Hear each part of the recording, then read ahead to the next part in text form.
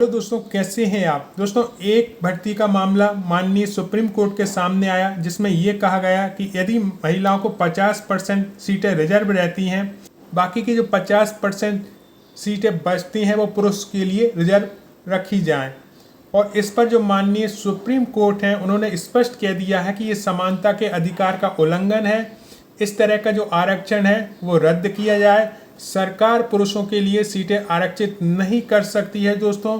और यहाँ पर एक महत्वपूर्ण टिप्पणी करते हुए सुप्रीम कोर्ट ने ये भी कह दिया है कि अब महिलाओं के लिए 50% सीटें रिजर्व करें।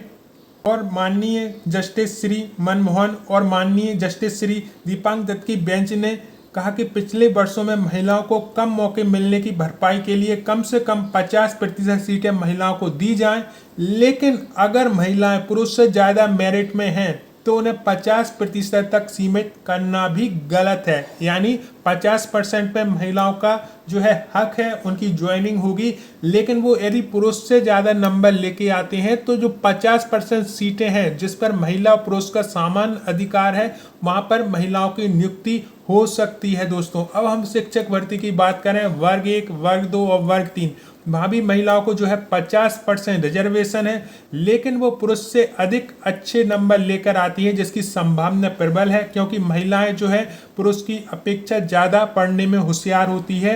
हर एक कंपटीशन में, हर एक एग्जाम में आप जो आंकड़ा उठाकर देखेंगे वहाँ पर जो टॉप रैंकिंग होती है वो महिलाओं की होती है। तो इस हिसाब से आपकी जो पुरुष की सीटें हैं उन पर भी महिलाओं का अधिकार हो जाता है रैंकिंग के आधार पर, मेरिट के आधार पर दोस्तों। तो मेरी बहनों को बहुत बहुत शुभकामनाएं, क्योंकि आगे का ज़माना आपका आने वाला है। 100% यदि आपकी किसी एग्ज़ाम में भर्ती हो जाए तो बड़ी बात नहीं है, क्योंकि आपके अंदर टैलेंट भी है, हुनर भी है, और फिर सरकार आपको 50% रिजर्वेशन के साथ कुछ सीटें रिजर्व भी करके दे रही है। और मेरिट पर यदि आप आती हो तो पुरुष की जो सीट है वो भी आप ले सकते हो, क्योंकि पुरुष और महिलाओं की समान वहाँ पर 50% पर अधिकार दिया गया है। यहाँ पर पुरुषों के लिए मैं यही कहूँगा कि यदि आपको खाना बनाना नहीं आता, घर के काम नहीं आते, तो करना सीख लें, क्योंकि आगे चल के वही आपके काम आने वाला है यदि आप गवर्नमेंट सेक्टर में जॉब नहीं हासिल कर पाए तो। इसमें कोई बुरा नहीं है, क्योंकि समानता का अधिकार है। यदि महिलाएं घर का काम कर सकती हैं तो पुरुष क्यों नहीं, ये क्वेश्चन आपको खुद से ही पूछना है दोस्तों। तो ये वीडियो सूचना मात्र था, आपने इसे देखने के लिए इतना समय निकाला उसके लिए दिल से धन्यवाद।